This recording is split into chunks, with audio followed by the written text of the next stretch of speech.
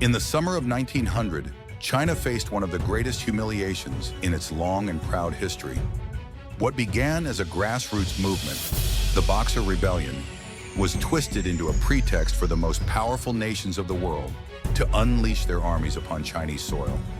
8 foreign powers, Britain, France, Germany, Russia, Japan, the United States, Italy, and Austria-Hungary, joined together under the banner of the 8-Nation Alliance.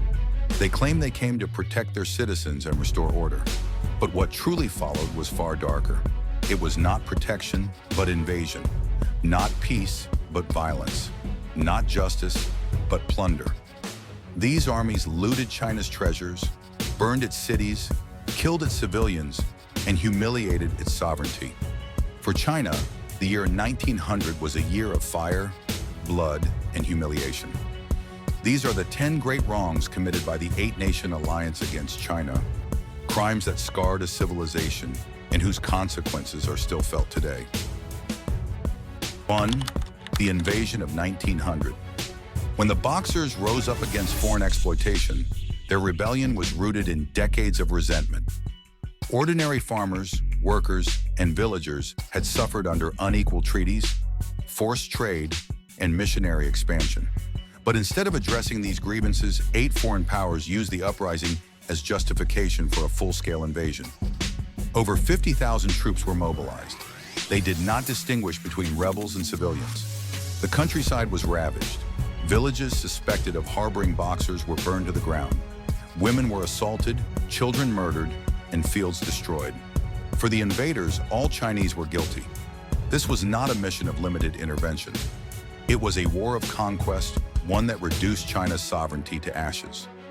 The invasion of 1900 was the moment when the foreign powers declared, in action, that China's land and people could be treated as spoils of war. 2. The burning of Beijing.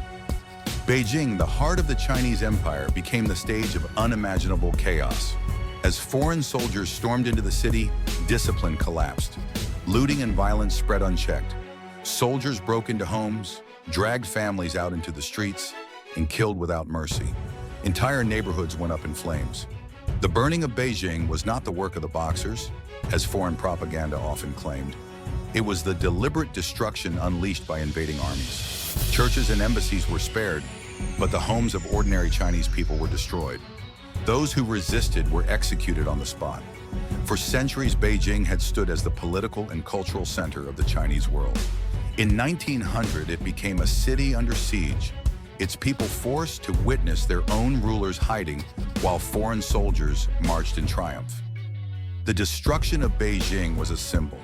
The empire itself was no longer master of its capital.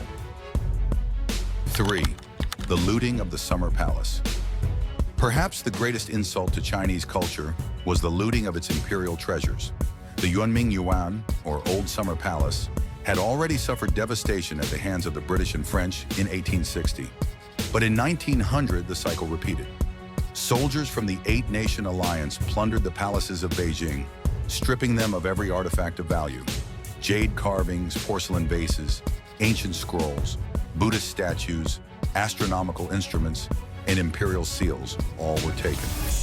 Priceless manuscripts representing centuries of knowledge disappeared into the hands of foreigners. What could not be carried away was often destroyed. These treasures did not vanish.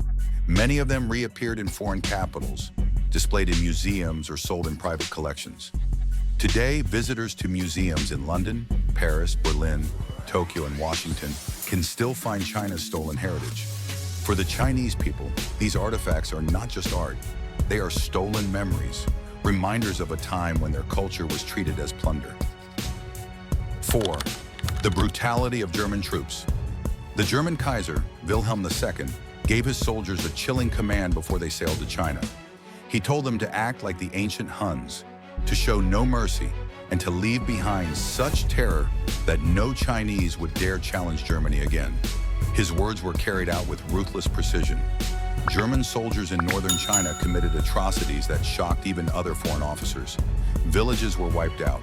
Civilians were executed en masse. Women were assaulted in front of their families. The cruelty was not accidental. It was official policy, carried out with the blessing of the German emperor. The brutality of the German troops planted a legacy of fear and hatred. It showed the Chinese people that, to the foreign invaders, they were not seen as human beings, but as obstacles to be destroyed. The memory of German cruelty in 1900 would not be forgotten. It lingered as a scar, shaping the way China viewed foreign powers for generations to come. 5. Russia's land hunger. While other nations marched to Beijing, Tsarist Russia used the chaos as cover for territorial expansion.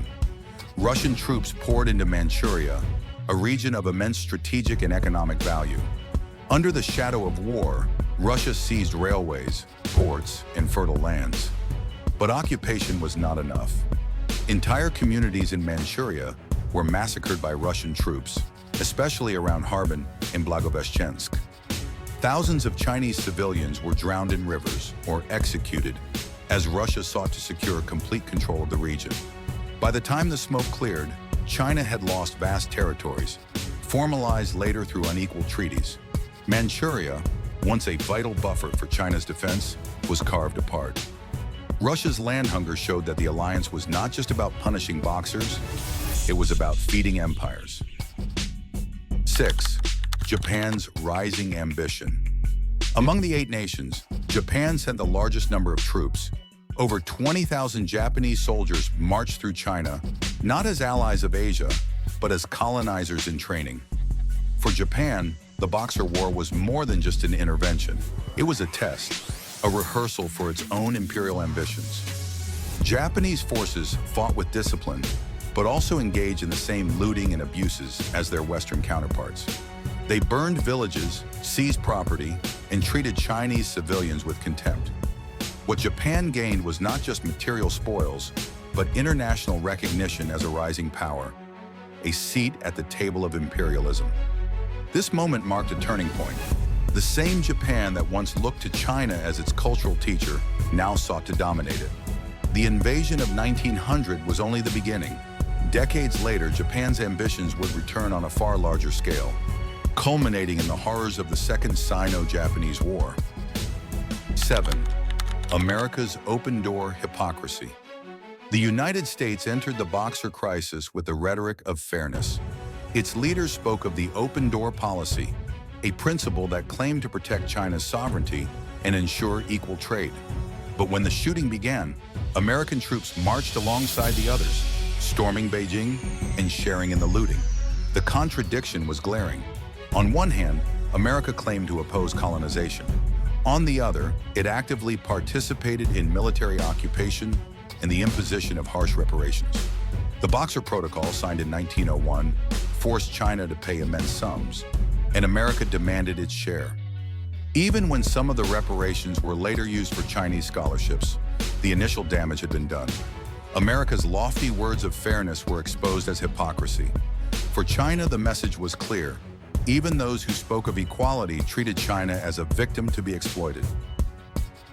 8. Italy and Austria. Hungary's opportunism. Italy and Austria-Hungary were not great powers in Asia. Their empires were fragile, their influence limited. Yet in 1900, they saw an opportunity to join the feeding frenzy. Both nations sent troops, small in number but large in ambition. They fought, looted, and demanded concessions. Italy secured a small concession in Tianjin, carving out its own piece of Chinese territory. Austria-Hungary, though weaker, still claimed rights in Beijing and Tianjin, ensuring it would not be left out. Their contributions to the war were minor, but their appetite for spoils was not. This opportunism revealed the true nature of the alliance. It was not a mission of justice, but a collective robbery. Even the weakest empires wanted a seat at the table, proving that China's suffering was seen as nothing more than an open banquet for foreign greed. 9. The Boxer Protocol of 1901. The war ended not with peace, but with humiliation on paper. In September 1901, China was forced to sign the Boxer Protocol, one of the harshest treaties in its history. The protocol demanded reparations of 450 million taels of silver, an amount so enormous that it would take decades to repay, with interest. But money was not the only price.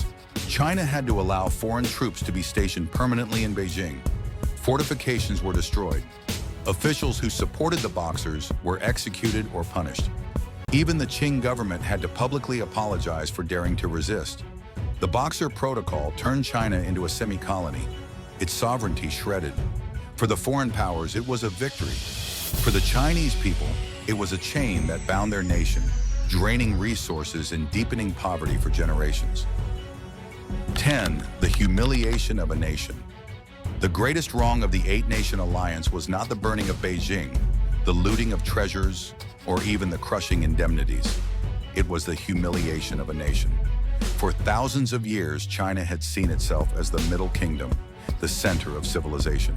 In 1900, that image was shattered. Foreign soldiers marched through the Forbidden City, symbols of imperial power reduced to toys in their hands. The emperor himself was forced to flee. The Chinese people watched as their nation was carved apart, treated not as an equal, but as prey. This humiliation left deep scars. It fueled a growing sense of nationalism, a determination that China must rise again, must regain its strength, and must never again suffer such disgrace. The memory of 1900 became a rallying cry. China would never forget, and it would never forgive. The invasion of the eight-nation alliance was more than a military campaign. It was a collective crime. 8 countries, united not by justice but by greed, tore into a weakened China and left behind devastation. They killed civilians, burned cities, stole treasures, and humiliated a proud civilization. But from this humiliation, a seed was planted. The Chinese people, forced to endure suffering and loss, also discovered the will to resist. The memory of 1900 became part of China's national identity, a reminder of vulnerability, but also a source of strength. Today, as China stands once again as a great power, the legacy of the eight-nation alliance is not forgotten.